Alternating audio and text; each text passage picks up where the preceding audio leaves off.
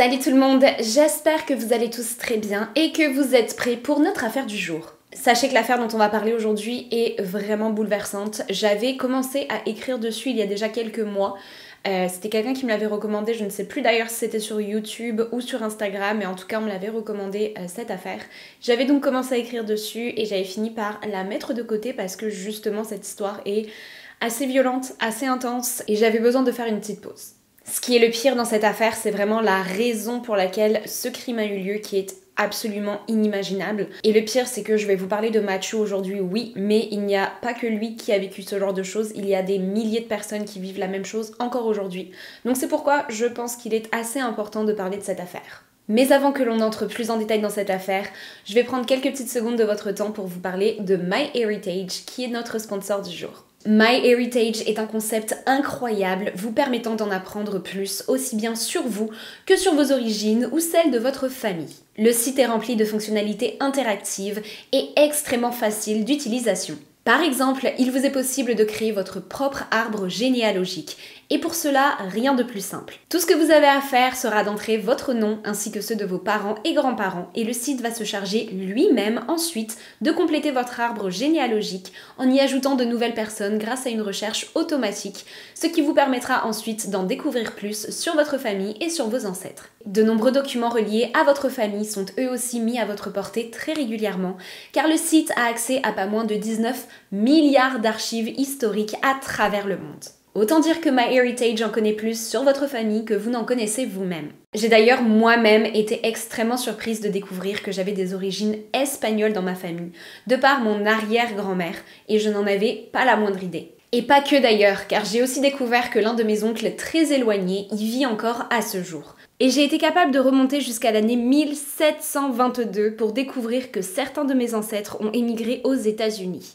Je suis tombée sur tout un tas de documents, de pièces d'identité, d'avis de mariage, de naissance, et même une liste d'élèves dans une école américaine où l'un de mes arrière-cousins a étudié. Soit certains de mes ancêtres ont beaucoup voyagé, mais la majorité d'entre eux sont en réalité nés et ont grandi en Charente-Maritime. Il y a aussi une autre petite fonctionnalité avec laquelle je me suis amusée plusieurs fois, qui vous permet de faire passer une ancienne photo en noir et blanc en couleur et d'en améliorer considérablement la qualité, ce que je trouve super intéressant. Et tout ce dont je vous parle là ne se trouve être qu'une toute petite partie de l'iceberg, car MyHeritage a bien d'autres ressources à vous offrir.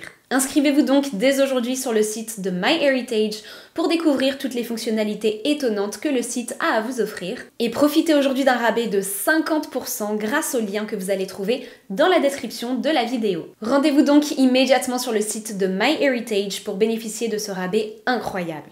Merci énormément à MyHeritage d'avoir sponsorisé notre vidéo du jour et maintenant je vous laisse vous installer bien confortablement car on va commencer.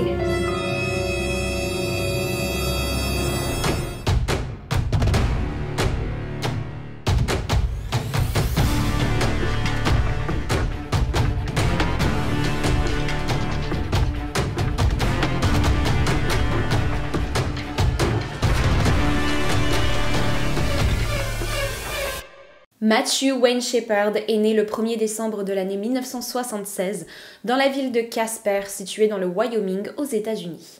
Il est élevé sur place par ses parents Dennis et Judy Shepard et un petit frère du nom de Logan, né lui en 1981. Matthew est né prématuré, ce qui va créer un lien encore plus fort entre ses parents et lui. Et la naissance de Logan, 5 ans plus tard, va littéralement combler de joie Judy et Dennis. En grandissant, Matthew se démarque immédiatement des autres enfants de son âge, de par sa sensibilité et l'attention qu'il donne aux gens autour de lui. Il s'assure toujours du bien-être des personnes qui l'entourent, aussi bien chez lui avec ses proches qu'à l'école. S'il remarquait que quelqu'un autour de lui se sentait mal ou était triste, Matthew allait s'asseoir à ses côtés et prendre tout le temps nécessaire pour l'écouter, l'épauler et ce jusqu'à ce que cette personne aille mieux. Matthew aime voir les gens sourire et les rendre heureux, mais il a aussi à côté de ça une très forte personnalité. Il est capable de tenir tête à pratiquement n'importe qui et est prêt à tout pour faire valoir son opinion. Sa mère explique qu'il a toujours fait passer le bien-être des gens autour de lui avant le sien. Matthew est aussi très sociable à l'école. Il discute avec absolument tout le monde et est l'ami de pratiquement tous les élèves de sa classe. Tout le monde l'adore, aussi bien les élèves de sa classe que ses professeurs d'ailleurs, qui remarquent très rapidement la gentillesse et la maturité du jeune homme. Alors que Matthew est âgé de 8 ans, sa mère remarque qu'il y a comme quelque chose de différent chez Matthew. Il n'a pas les mêmes centres d'intérêt que les petits garçons de son âge. Et c'est durant Halloween qu'elle comprend la raison derrière cela. Lorsque Judy lui demande quel costume est-ce qu'il souhaite porter, du haut de ses 8 ans, il lui répond qu'il souhaite être déguisé en Dolly Parton. Alors pour ceux qui ne connaissent pas, Dolly Parton, c'est une pop star devenue très célèbre à la fin des années 60 et connue notamment pour sa chanson Jolene. Personnellement, j'adore le personnage. Mais effectivement, on peut pas vraiment dire que Dolly Parton soit très populaire auprès des petits garçons de 8 ans, même à cette époque. Judy en rit dans une interview et explique avoir à ce moment-là compris qu'il y avait de très fortes chances pour que Matthew soit gay. Mais il était encore très jeune à ce moment-là. Elle a donc laissé cela de côté et l'a laissé vivre sa vie d'enfant et réaliser les choses par lui-même. À l'arrivée au collège, les choses se compliquent pour Matthew. Lui qui a tant de facilité à se faire des amis et qui devient populaire sans même essayer de l'être, commence à attiser la jalousie de certains. Il faut savoir que Matthew est plutôt petit pour son âge, et il va d'ailleurs le rester toute sa vie. Il ne mesurait que 1,52 m pour environ 45 kg. Il n'était donc pas bien grand et pas bien épais non plus. Il va alors se retrouver à être la cible de harcèlement scolaire, et ce durant des années entières. Matthew est très intelligent et un excellent élève à l'école, souvent même l'un des premiers de sa classe. Il adore débattre et discuter avec les gens, et c'est aussi cette position de bon élève qui va lui valoir de recevoir des moqueries de ses camarades. Et alors que Matthew est âgé de 16 ans, son père reçoit une excellente nouvelle qui va bouleverser la vie de la famille Shepherd. Dennis travaille en tant qu'ingénieur en sécurité dans l'industrie pétrolière, et la compagnie pour laquelle il travaille lui offre une position en Arabie Saoudite. Dennis et Judy vont étudier cette offre et peser les pour et les contre. Mais clairement, il leur était impossible de passer à côté d'une opportunité telle que celle-ci. Le poste qui était offert à Dennis était très important et venait accompagné d'une augmentation de salaire et d'une très grosse prime. C'est ainsi que durant l'année 1993, la famille Shepherd quitte son domicile de Casper pour emménager dans la ville de Dhahran au sein d'un quartier sécurisé réservé aux employés. La compagnie pour laquelle Dennis travaille est tellement importante qu'une communauté entière a été construite dans le but d'accueillir les employés et de leur offrir une sécurité maximale ainsi que le meilleur des conforts. Elle est entourée de palissades pour éviter à quiconque de l'extérieur d'entrer et des gardes de sécurité contrôlent sans arrêt toutes les entrées et sorties. Le seul problème sur place, c'est qu'il n'existe aucune école américaine. Tout le monde parle bien évidemment arabe, sauf que ni Matthew ni Logan ne parlent un seul mot de cette langue. Et s'il y a bien une chose qui est très importante, aussi bien pour Dennis que pour Judy, c'est bien l'éducation de leurs enfants. Ils vont donc rechercher durant des semaines entières la meilleure option pour eux. Ils vont donc finalement s'arrêter sur une école en particulier, The American School in Switzerland, qui est située donc en Suisse, dans la ville de Lugano, et qui offre la possibilité d'un internat sur place. Il s'agit là d'une école très renommée et prestigieuse, offrant un large choix d'activités extrascolaires et des cours très variés. Logan et Matthew sont donc tous les deux envoyés en Suisse dans cette école et ils vont adorer leur expérience sur place. Ils ont la chance de pouvoir étudier des matières qui n'étaient même pas proposées dans les lycées américains et ils rencontrent des gens venus des 4 coins du monde. Matthew est extrêmement heureux là-bas car pour la toute première fois depuis bien longtemps, il se sent à sa place, s'adapte très rapidement et surtout il est accepté pour qui il est. Le harcèlement scolaire est maintenant derrière lui. Dans cette école, il va d'ailleurs entamer des cours de théâtre et de stylisme et être absolument excellent dans chacune de ces matières. Je vous le rappelle, Matthew adore aider les gens autour de lui.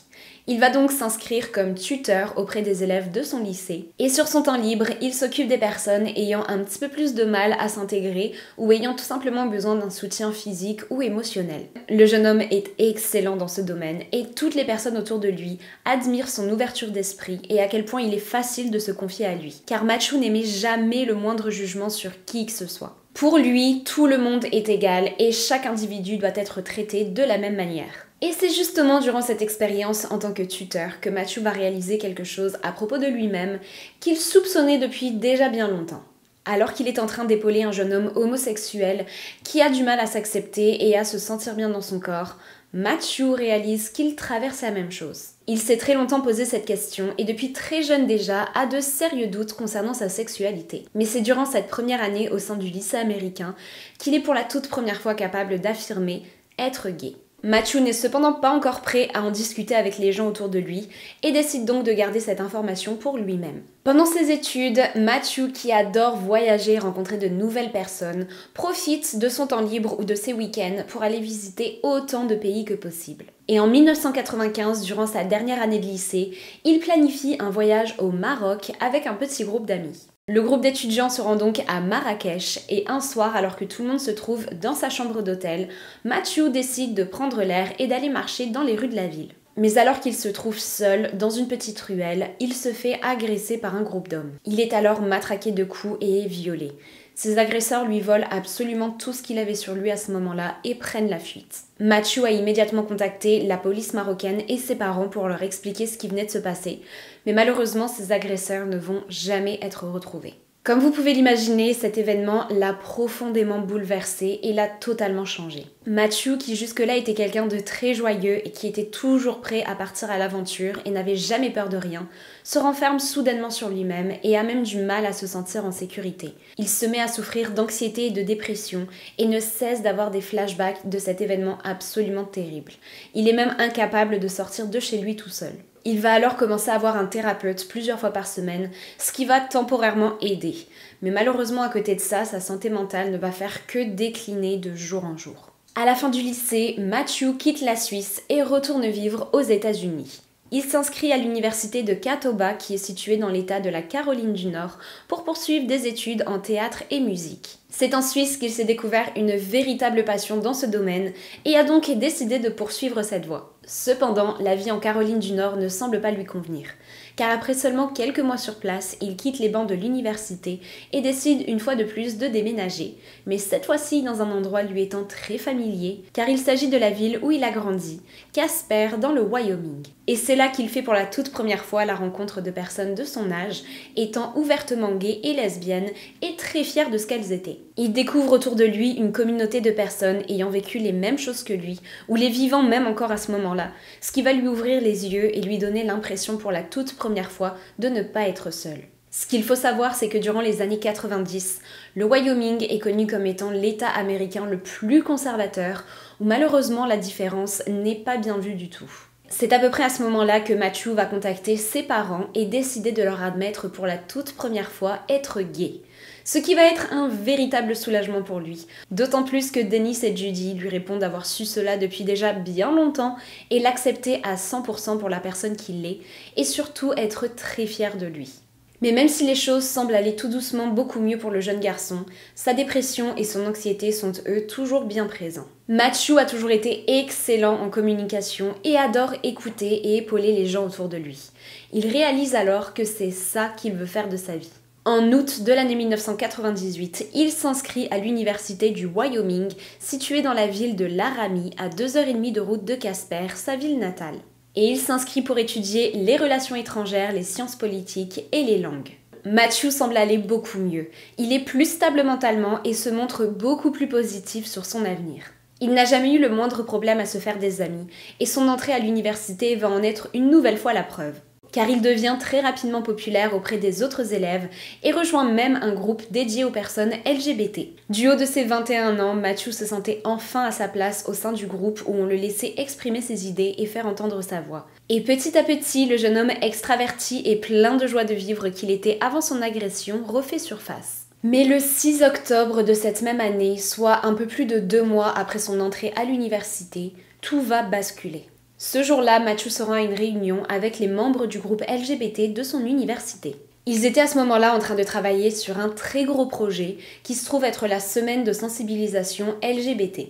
Ce soir-là, après avoir terminé de travailler sur la préparation de cet événement, les membres du groupe décident de passer du temps ensemble et d'aller boire un verre dans un bar. Tout se passe pour le mieux. Les heures passent et finalement tout le monde décide de rentrer chez soi, à l'exception de Matthew. Il a encore envie de profiter de la soirée et décide de se rendre dans un autre bar tout seul, ce qui n'était pas du tout quelque chose d'anormal pour Matthew, car je vous rappelle qu'il adore rencontrer de nouvelles personnes et discuter avec les gens autour de lui. Et c'est généralement lorsqu'il se trouvait seul qu'il rencontrait le plus de monde. Il se rend donc tout seul dans un bar de sa ville, le Fireside. Il s'agit là d'un bar que Matthew connaît plutôt bien et où il se rendait régulièrement, au point même que le barman était devenu un ami. Il se sent donc totalement confortable sur place. Et comme à son habitude, lorsqu'il rentre dans le bar, il va s'installer au niveau du bar justement pour pouvoir discuter avec le barman. Mais plus les minutes passent, plus le bar se remplit. Et aux alentours de 22h30, le barman n'a même plus le temps d'accorder de l'attention à Matthew, car une longue file d'attente de clients s'est formée devant son comptoir. Et c'est le moment que Matthew va choisir pour aller entamer la conversation avec d'autres personnes. Le barman se souvient l'avoir aperçu en train de discuter avec deux garçons qui avaient approximativement le même âge que Matthew, et quelques minutes plus tard, il les a vus tous les trois quitter les lieux. Un peu plus tard dans la nuit, environ 3 à 4 heures après que Matthew n'ait été aperçu en train de quitter le bar, l'un des habitants de Laramie contacte la police après que sa voiture n'ait été vandalisée. Un policier se rend sur place pour examiner les dégâts et alors qu'il approche de l'adresse de l'homme, il remarque deux garçons debout à côté d'un pick-up totalement immobile. Il trouve cela plutôt étrange car il est très tard à ce moment-là et il se dit que ces deux individus ont très probablement quelque chose à voir dans le vandalisme de la voiture. Le policier s'arrête alors pour les questionner et prendre en note leur identité. Il s'agit là de Russell Henderson et Aaron McKinney, deux résidents de Laramie plutôt connus pour leur mauvaise conduite. Et ce qui va immédiatement retenir l'attention du policier se trouve être des coupures présentes sur les visages des garçons, ainsi que quelques gouttes de sang sur les vêtements de Russell. Il leur demande alors de bien vouloir s'expliquer là-dessus, et d'après les garçons, deux hommes se sont attaqués à eux un petit peu plus tôt dans la soirée et les ont battus à coups de batte de baseball avant de ne prendre la fuite. Le policier n'est pas entièrement convaincu par cette explication et décide de fouiller d'un petit peu plus près le pick-up des deux garçons. Pick-up qui appartenait d'ailleurs à Aaron. C'est alors qu'il tombe sur une arme à feu remplie de sang, deux énormes sacs de méthamphétamine et une carte bancaire au nom de Matthew Shepard posée sur le tableau de bord du véhicule. Tous ces indices sont alors emmenés au poste de police pour être examinés de plus près, tandis que les deux garçons sont eux envoyés à l'hôpital car à ce moment-là Russell avait une entaille plutôt importante au niveau de la lèvre qui devait être soignée. À ce moment-là, personne n'a la moindre idée de ce qui est sur le point d'être découvert. 18 heures plus tard environ, donc le 7 octobre, aux alentours de 17 heures, un appel est passé au poste de police de la part d'un jeune homme totalement paniqué. Le garçon se promenait en vélo à Sherman Hill, à quelques minutes de Laramie, lorsqu'il a aperçu quelque chose d'étrange attaché à une clôture. Il a un instant pensé qu'il s'agissait là d'un épouvantail ou d'une décoration d'Halloween vu qu'on se trouvait au mois d'octobre, mais il s'en est approché et a réalisé qu'il s'agissait là d'un corps humain, et il en était presque sûr. L'homme qui était attaché à cette clôture respirait encore. La police a immédiatement été appelée et à leur arrivée sur place, ils ont découvert avec horreur l'état terrible dans lequel ce jeune garçon se trouvait. Ses poignets ont été attachés ensemble et une corde les reliait à la clôture. Il a été très violemment battu et présente des blessures extrêmement profondes allant de son crâne jusqu'à ses chevilles. Son corps et son visage sont entièrement remplis de sang, à l'exception de 2 traces qui vont de ses yeux jusqu'à son menton et qui ont été causées par ses larmes. Son visage a été tellement battu qu'il est complètement boursouflé et absolument irreconnaissable. Mais alors que la corde le retenant à la clôture est coupée et qu'il est immédiatement transféré jusqu'à l'hôpital le plus proche, l'un des policiers sur place remarque quelque chose par terre. Il le ramasse et réalise qu'il s'agit là d'une pièce d'identité d'université. Une carte au nom de Matthew Shepard. Le sang de l'inspecteur de police se glace immédiatement, car il réalise que ce nom en question, il l'a déjà entendu la veille, lorsque l'un de ses collègues a questionné Aaron McKinney et Russell Henderson et a découvert dans leur pick-up une carte bancaire au nom de Matthew Shepard. Le lien est immédiatement fait, et sur la scène de crime, d'autres indices sont découverts tels que des traces de pas, des traces de pneus de voiture ou encore des fibres de vêtements qui sont tous récoltés et envoyés directement pour analyse. Pendant que toutes ces découvertes ont lieu, Matthew est lui immédiatement transporté jusqu'à l'hôpital de Laramie. Mais une fois sur place et à la vue de la profondeur des blessures du garçon, les médecins déclarent être dans l'incapacité de faire quoi que ce soit pour lui, car il s'agissait là d'un tout petit hôpital, il n'avait donc pas le matériel ou les ressources nécessaires pour lui venir en aide. Matthew est alors tout de suite transféré dans un autre hôpital à plusieurs kilomètres de là, situé dans le Colorado. Lorsqu'il arrive sur place, il est totalement inconscient et est tout de suite placé sous respirateur. Les médecins l'examinent alors de plus près et réalisent la gravité de la situation. Son corps entier est recouvert de lacérations et d'entailles très profondes. Et je parle là vraiment de son corps entier, de la tête aux pieds. Pratiquement chaque centimètre de son corps présente des plaies. Son crâne a lui été fracturé à 4 endroits différents, lui causant de très sérieux dommages au cerveau. Les médecins n'ont pas le moindre prognostic vital pour Matthew. Ils ne savent même pas s'il va s'en sortir. Et si par miracle, il venait à survivre, il est certain qu'il ne serait plus jamais la même personne et qu'il resterait très gravement handicapé. Les parents de Matthew, Judy et Dennis sont bien évidemment contactés. Je vous rappelle qu'à ce moment-là, ils vivent toujours en Arabie Saoudite. Ils n'ont donc pas la moindre idée de ce qu'il se passe à des milliers de kilomètres de là. Dans le but de les préserver, et comme de toute façon ils n'ont aucune information exacte sur ce qui est arrivé à leur fils, les policiers expliquent qu'un très grave accident a eu lieu et que Matthew est plongé dans le coma. Dennis et Judy ne réfléchissent pas un instant et montent à bord du premier avion en direction du Colorado. Il va leur prendre plus de 30 heures avant de finalement arriver sur place, et ce qui est certain, c'est qu'ils n'étaient pas prêts du tout pour ce qui les y attendait. Ils pensaient que leur fils s'était retrouvé dans un accident de voiture et que les séquelles n'étaient pas aussi graves que ce que les policiers leur laissaient entendre. Mais l'état dans lequel ils vont découvrir Matthew dépassait absolument tout ce qu'ils avaient pu imaginer. Son corps entier est rempli de bandages et son visage est tellement enflé et lacéré qu'il est pratiquement impossible de le reconnaître. Ils comprennent alors qu'il ne s'agissait pas du tout là d'un accident de voiture comme ils l'avaient pensé, mais bel et bien d'une agression. Ses proches vont rester à ses côtés dans l'espoir qu'il ne finisse par se réveiller, mais malheureusement, 5 jours après son admission à l'hôpital, soit le 12 octobre, à pratiquement 1h du matin, Matthew Shepard est déclaré mort à l'âge de 21 ans seulement. À ce moment-là, la nouvelle de l'agression de Matthew a fait le tour de tout le pays, et absolument tous les médias se sont intéressés à cette affaire. Tout le monde attendait impatiemment d'avoir des nouvelles du garçon, aussi bien des gens de l'Aramie qui le connaissaient que de parfaits inconnus à l'autre bout du pays. Tout le monde a été terriblement choqué de cette attaque extrêmement violente sur ce jeune garçon, et la nouvelle de sa mort va être un terrible choc pour toute la nation. Mais aussi pour les policiers en charge de cette enquête, qui de leur côté ont bien avancé dans leurs recherches et sont sur le point de finalement procéder à l'arrestation des 2 suspects. Les petites amies de Russell et Aaron ont été interrogées pour savoir où est-ce que les 2 garçons se trouvaient le soir de l'agression de Matthew. Et en premier lieu, les 2 jeunes femmes assurent qu'ils se trouvaient en leur compagnie toute la soirée et qu'il leur était donc impossible de s'être retrouvés à Sherman Hill, là où Matthew a été retrouvé. Mais à force d'insister et de leur mettre la pression, les policiers sont capables de les faire craquer. Les 2 femmes finissent alors par admettre que leurs petits amis leur ont demandé de mentir pour les couvrir et qu'au fond d'elles, elles sont persuadées qu'ils sont les responsables dans l'agression de Matthew. Kristen, la petite amie de Russell, va même aller jusqu'à donner aux policiers la localisation exacte des chaussures que portaient Aaron et son petit ami le soir de l'attaque et qui sont d'après elle couvertes de sang, ainsi que l'endroit où ils ont caché le portefeuille de Matthew. Et effectivement, le portefeuille de Matthew contenant ses cartes d'identité, ainsi que les 2 paires de chaussures de ses agresseurs remplies du sang de leurs victimes, sont bel et bien retrouvés aux endroits exacts indiqués par Kristen. Et rappelez-vous, le soir de l'agression, lorsque le policier a récupéré des indices à l'intérieur du pick-up de Aaron, parmi ces derniers se trouvait une arme à feu couverte de sang. Et bien après analyse, le sang présent sur l'arme appartenait bien à Matthew, mais pas que, car l'un des cheveux du jeune homme est lui aussi retrouvé au bout de l'arme à feu. Et sur le siège arrière du véhicule avait aussi été découvert une paire de chaussures qui n'appartenait ni à Aaron ni à Russell, mais après analyse, il est découvert que ces chaussures appartenaient à Matthew.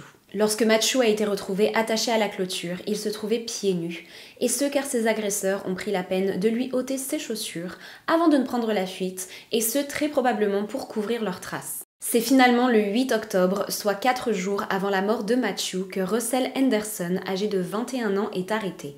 Il va en premier lieu nier avoir quoi que ce soit à voir dans tout cela, mais finalement, 24 heures plus tard, il avoue tout. Il admet que le soir de l'attaque, alors qu'il se trouvait dans le bar à seulement quelques mètres de Matthew, son ami et lui ont eu la brillante idée de se faire passer pour 2 hommes gays, dans le but d'attirer la confiance de Matthew, pour ensuite l'emmener dans un endroit isolé et lui voler tous ses effets personnels. Ils ont alors abordé Matthew et ont prétendu être sur le point de se rendre à une fête organisée par des membres de la communauté LGBT et l'ont invité à se joindre à eux. Matthew était quelqu'un de tellement bon, n'ayant pas une once de méchanceté en lui, et il avait tendance justement à oublier que les gens pouvaient être terriblement mauvais. Il leur a donc fait entièrement confiance et ne s'est à aucun moment méfié de quoi que ce soit. Lors de son procès, Russell va même aller jusqu'à dire qu'il n'avait agi que par légitime défense car Matthew avait commencé à leur faire des avances. Juste le fait que Russell ait pensé ne serait-ce qu'un seul instant que tuer quelqu'un pour cette raison puisse être interprété comme de la légitime défense nous montre bien là son intelligence. Entre-temps, avec l'annonce du décès de Matthew, Russell, qui jusque-là avait été placé en détention pour tentative de meurtre, se retrouve maintenant chargé pour meurtre et fait donc face à une peine bien plus longue. Aaron McKinney, qui est âgé à ce moment-là de 22 ans, est ensuite à son tour arrêté pour le meurtre de Matthew Shepard et placé en détention dans l'attente de son procès. C'est finalement le 5 avril 1999 que le procès de Russell Henderson s'ouvre et sans surprise, le garçon plaide coupable dans le kidnapping et meurtre de Matthew Shepard et obtient pour cela une peine de prison à vie sans la moindre possibilité de libération conditionnelle.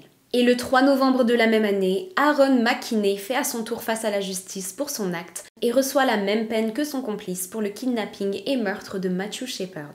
Ils servent tous les deux aujourd'hui encore leur peine dans le pénitencier de l'État du Wyoming et sont âgés respectivement de 47 et 48 ans. Et sachez que des années plus tard, Russell va affirmer dans une interview donnée depuis sa cellule avoir effectivement commis cet acte car Matthew était gay et admet lui-même être clairement homophobe.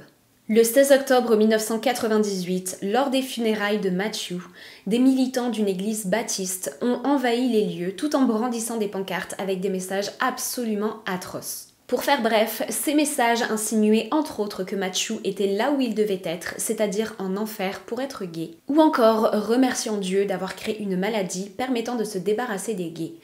Ce genre de message absolument atroce qui n'a déjà aucunement sa place, mais alors encore moins lors des funérailles d'un jeune homme de 21 ans. Je ne vais pas m'étendre sur le sujet parce que c'est vraiment la partie de l'affaire qui m'a le plus donné la nausée. Mais heureusement, les amis de Matthew étaient là. Ils sont venus avec des immenses ailes d'ange qu'ils ont utilisées pour masquer les messages absolument dégoûtants de ce groupe de militants homophobes pour permettre à Matthew d'avoir la cérémonie d'adieu qu'il méritait. Cette affaire a fait énormément parler et a été très médiatisée. Matthew Shepard rêvait de changer le monde et n'a malheureusement pas eu la chance d'accomplir tout ce qu'il souhaitait de son vivant, mais après sa mort en tout cas, les choses ont énormément changé grâce à lui. Une loi adoptée en octobre 2009 par le président Obama faisant en sorte que toutes les agressions fondées sur des caractéristiques incluant l'orientation sexuelle soient considérées comme un crime a officiellement été adoptée. Loi qu'il a d'ailleurs nommée l'acte Matthew Shepard. De très nombreux films, livres ou chansons en hommage à Matthew ont vu le jour au fil des années, et encore aujourd'hui, il s'agit là de l'une des affaires criminelles ayant le plus marqué les esprits aux États-Unis. Judy et Dennis Shepard ont d'ailleurs créé la fondation Matthew Shepard dans le but de continuer à partager la passion de Matthew pour les autres et de favoriser un monde bienveillant et juste. Il partage son histoire et incarne sa vigueur en faveur des droits civiques afin de changer le cœur et l'esprit des autres pour qu'ils acceptent chacun tel qu'il est. Matthew était un jeune homme incroyable, ayant énormément de potentiel. Et je suis certaine que s'il en avait eu la chance, il aurait de toute façon d'une manière ou d'une autre accompli de très grandes choses. Et c'est ainsi que se conclut notre affaire du jour dédiée à Matthew Shepard. C'est une affaire qui est quand même assez connue, je pense qu'une grande partie d'entre vous en ont déjà entendu parler, mais je pense malgré tout qu'il est très important de continuer aujourd'hui encore à partager son histoire. Et pour ceux que ça intéresse, je vais vous partager le lien de la fondation Matthew Shepard dans la boîte de description de la vidéo. Merci comme toujours d'avoir été présent et si ça n'a pas encore été fait, n'oubliez pas de vous abonner à ma chaîne, de laisser un petit j'aime sur cette vidéo si vous l'avez appréciée et d'activer la petite alarme pour être informé des futures publications de mes vidéos. Merci encore à MyHeritage d'avoir sponsorisé notre vidéo du jour et n'oubliez pas de vous rendre sur le lien en description pour commencer à profiter de toutes leurs fonctionnalités incroyables à 50% de rabais. Sur ce, je vous dis à très bientôt pour d'autres histoires toutes plus glauques les unes que les autres. Bye!